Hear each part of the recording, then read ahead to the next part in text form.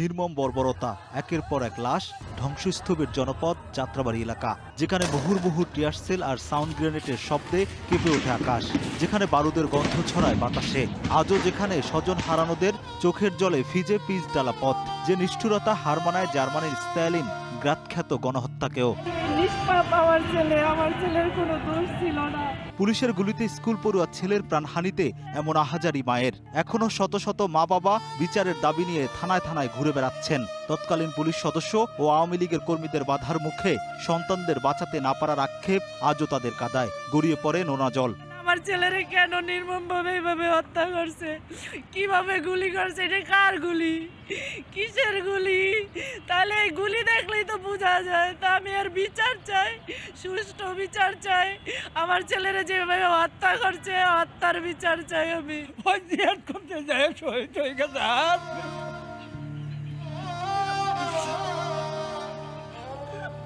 আমার বাবা না এই শেখ হাসিনার অর্ডারে, এই স্বরাষ্ট্রমন্ত্রী সাহেব অর্ডারে আমার ছেলেরা গুলি করছে পুলিশের বিচার হোক। আমি চাই পুলিশের বিচার হোক। জুলাই আন্দোলনের ছাত্র জনতার উপর নির্বিচারে গুলি চালায় আইন শৃঙ্খলা রক্ষাকারী বাহিনী। সবচেয়ে বেশি গুলিবর্ষণ হয় যাত্রাবাড়িতে। সেখানে ব্যবহার করা হয় চায়না রাইফেল 7.62 বোরের অস্ত্র। এই যাত্রাবাড়ি থানা থেকে অস্ত্র গুলি বের করে তা ব্যবহার করা হয়েছিল জুলাই আন্দোলনের ছাত্র জনতার উপর। মামলার নথি বলছে তৎকালীন পুলিশ পরিদর্শকরা এসব অস্ত্র ব্যবহার করেছিল। সেই প্রমাণ এবং সেই সত্যতাও মিলেছে অস্ত্রাগারের রেজিস্টার বুকেও।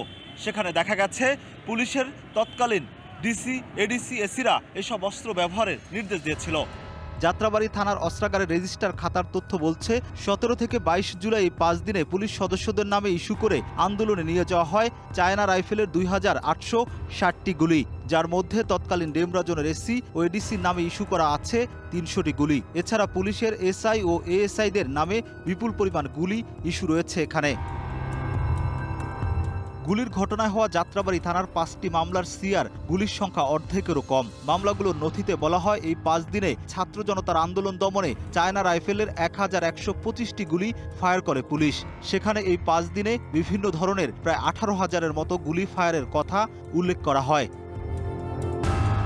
এসব মামলার নথি নিয়ে তদন্ত করছে আন্তর্জাতিক অপরাধ ট্রাইব্যুনাল।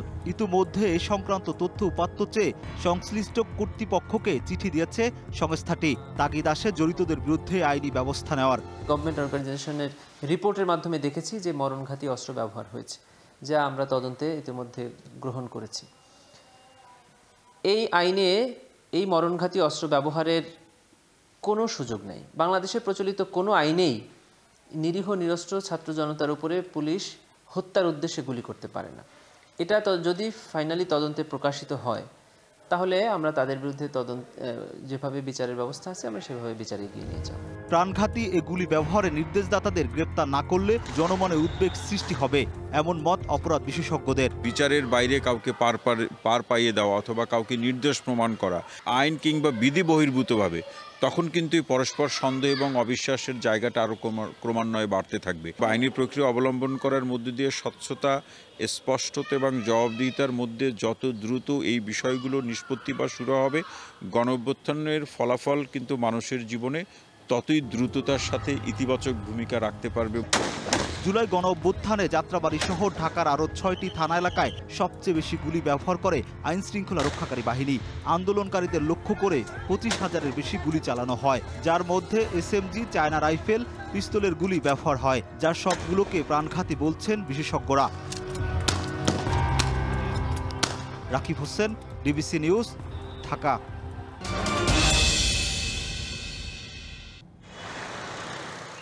দিনমজুর জালাল মিয়া মাসে আয় করেন 15,000 টাকা, যেখানে মেয়ের পড়াশোনার জন্য খরচ প্রায় 2,000 টাকা।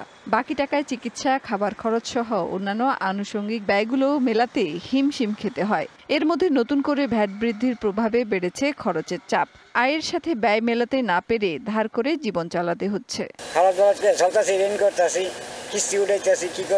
নগরে ফেরি করে জীবন চালানো শহীদ মিয়ার জীবনও কঠিন হয়ে দাঁড়িয়েছে। গত কয়েক মাসে রাজনৈতিক অনিশ্চয়তার মুখে মন্দা ব্যবসা বাণিজ্য, যার প্রভাবে ফেরিওয়ালা শহীদ মিয়ারও আয় কমে গেছে। আমার মত করে যে 4 মাস ধরে কোনো আয় ব্যবসা নাই, অফিস বন্ধ থাকলে ইনকাম হইব। এমনিতে উচ্চ মূল্যস্ফীতি, তার উপর ভ্যাট বৃদ্ধির প্রভাব, নানামুখী অনিশ্চয়তার মুখে ব্যবসা বাণিজ্যে নেতিবাচক প্রভাব সাধারণ মানুষের জীবনকে কঠিন করে তুলেছে। আগে ধরেন আমরা 3000 টাকা যে বাজারটা করতে খরচ হইতো সেটা এখন 4000 টাকার মতো লাগে। কম খাইতে হয়, আবার ওই কাপড় ইত্যাদি মাল এটি কম ব্যবহার করতে হয়। এনবিআর এর তথ্য অনুযায়ী নভেম্বর পর্যন্ত রাজস্ব আহরণের লক্ষ্যমাত্রা ছিল 1,70,000 কোটি টাকা, যেখানে আহরণ 1,26,000 কোটি টাকা, যা আবার গত বছরের তুলনায় 4,000 কোটি টাকা কম। ব্যবসায়ীরা অভিযোগ করছেন, সংকটকালে সরকার ব্যয় না কমিয়ে রাজস্ব ঘাটতি মেটাতে ভ্যাট বাড়িয়েছে। এনবিআর এর মাধ্যমে চাপ সৃষ্টির জাতাকলে পৃষ্ঠ হচ্ছে সাধারণ মানুষ। এর ফলে উৎপাদন ও কর্মসংস্থানে নেতিবাচক প্রভাব পড়বে বলে মনে করেন তারা। সরকারের ব্যয় সংকোচনের জায়গা কিন্তু আমরা কিন্তু ওইভাবে কোনো কিছু কিন্তু দেখছি না, এবং তাতে গিয়ে কি হচ্ছে, এনবিআর এর উপর চাপ সৃষ্টি করা হচ্ছে। এবং এনবিআর কি করতেছে, এনবিআর তাদের নেট না বাড়ায়া তারা কিন্তু চলে যাচ্ছে হলো শর্টকাট ওয়ে, কোথায় ধাম করে 10কে 15 করা যায়, কোথায় 20 করা যায়, এগুলি ডেফিনেটলি ইন্ডাস্ট্রিগুলিকে এফেক্ট করে। রাজস্ব বোর্ডের সাবেক এই সদস্য বলছেন, গত কয়েক মাসে নানা অস্থিরতায় রাজস্ব আদায়ের ঘাটতি তৈরি হয়েছে, যা দ্রুত পূরণে ভ্যাটের মতো বিষয়টি বেছে নিয়েছে রাজস্ব বোর্ড।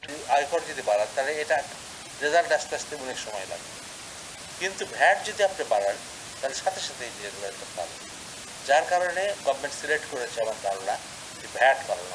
তবে রাজস্ব আহরণ বাড়াতে বিপুল অঙ্কের কর ফাঁকি ধরা, ধনীদের উপর কর বৃদ্ধি এবং নির্বাচিত কিছু পণ্যে ভ্যাট প্রয়োগ, যা কম আয়ের মানুষকে স্পর্শ করবে না, এমন পদক্ষেপ দরকার। মেহের মনি, ডিবিসি নিউজ, ঢাকা।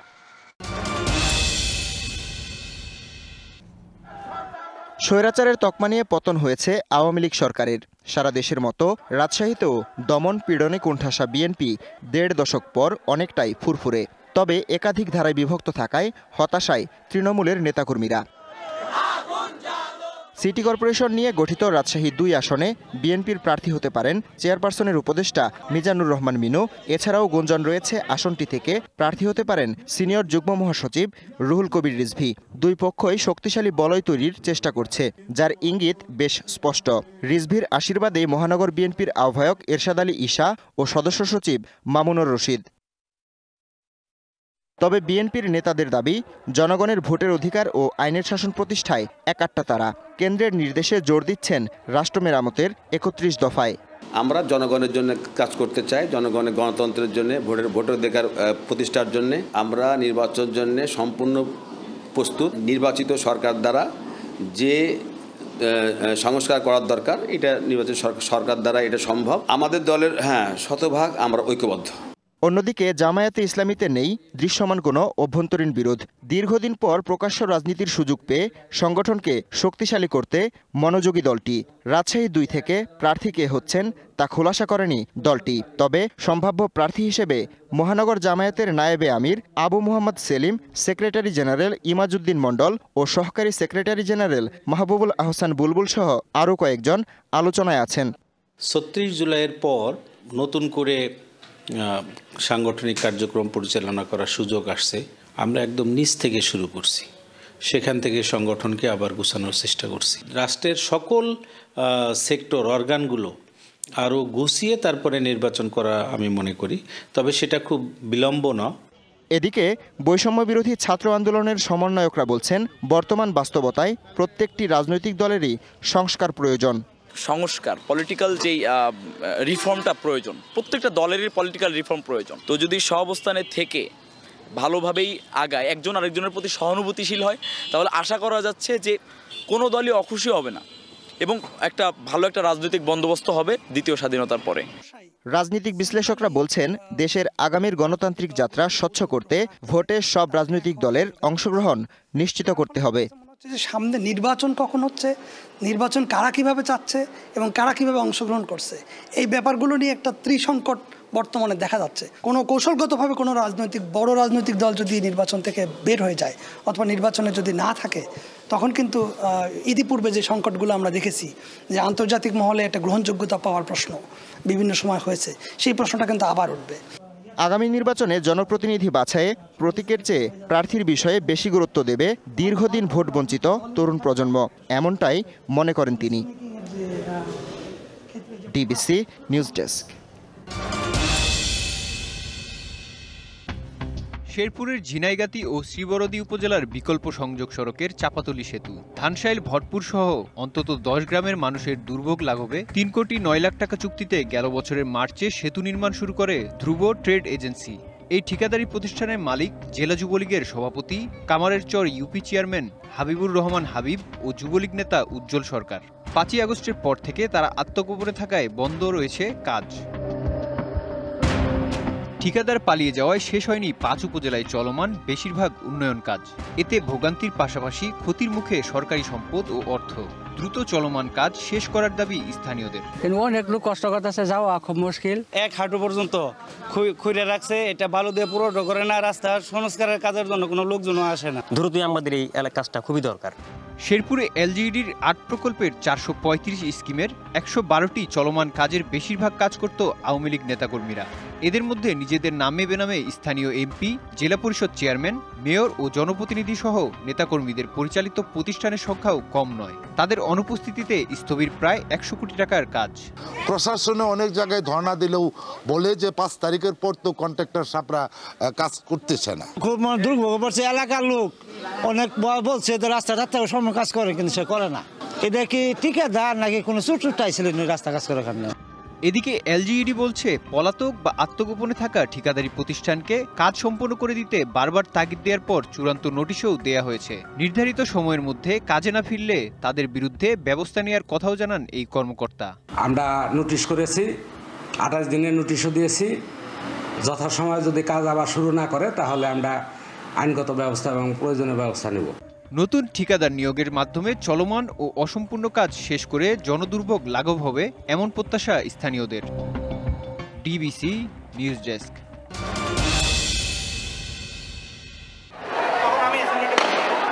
আলোচিত পিলখানা হত্যাকাণ্ড মামলা বরগুনার আলতাফ হোসেনের জীবন থেকে কেড়ে নিয়েছে 16টি বছর। এই সময়ে মা, বোন, শ্বশুর, শাশুড়ি সহ হারিয়েছেন পরিবারের 26 সদস্যকে।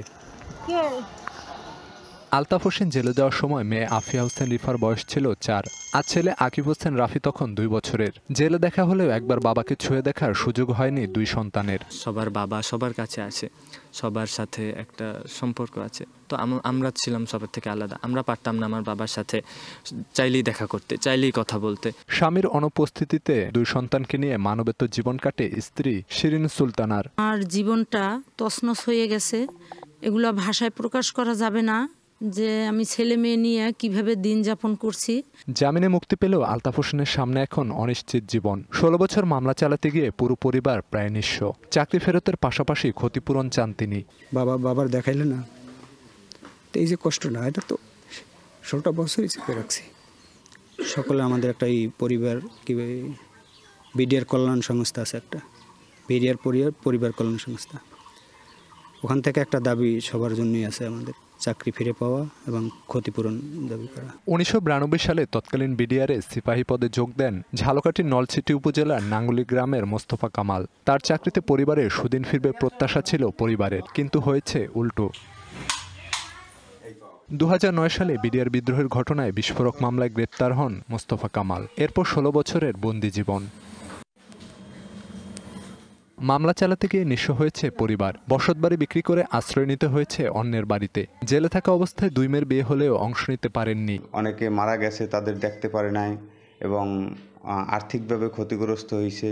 এখন আমরা চাই যাতে সরকার তাদের যে কোনো একটা ব্যবস্থা করুক। জেলে জীবনের মূল্যবান 16টি বছর হারিয়ে গেলেও কি অপরাধে জেল খেটেছেন তা জানেন না মোস্তফা কামাল। আমাদের জীবনটা যে কিভাবে গেছে এই 17টা বছর, আমি এটা ভাষায় প্রকাশ করতে পারবো না। পিলখানায় ছিলাম, ঘটনা সম্পর্কে আমি কিছু বলতে পারবো না, কারণ আমি এ সম্পর্কে আমি কিছুই জানি না। চাকরি ফেরত, ক্ষতিপূরণ ও দ্রুত মামলা নিষ্পত্তির দাবি তার। Khalid Hasan, DBC news desk.